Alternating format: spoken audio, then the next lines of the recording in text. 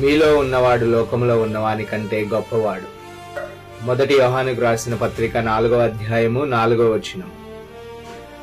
మీలో ఉన్నవాడు లోకంలో ఉన్నవాని కంటే గొప్పవాడు. సాతాను బయట ఉన్నాడు, కానీ దేవుడు నీలో ఉన్నాడు. చీకటి నిన్ను చుట్టుముట్టవచ్చు, కానీ వెలుగు నీలో నివసిస్తుంది. శత్రువు గర్జించవచ్చు, బెదిరించవచ్చు, అడ్డుకోవచ్చు, కానీ అతడు నీలో ఉన్న దేవుణ్ణి జయించలేడు. ఎర్ర సముద్రం ఇజ్రాయేలీల ముందు నిలిచింది.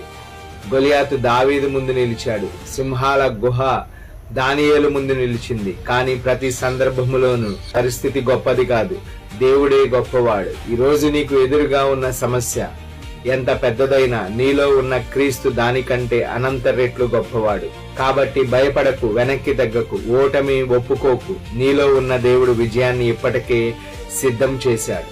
నేను ఓడిపోను, నేను భయపడను. నా దేవుడు నాలో ఉన్నాడు. నా యుద్ధాలన్నిటిలో ఆయన నాకు విజయం ఇస్తాడు. ఆమేన్.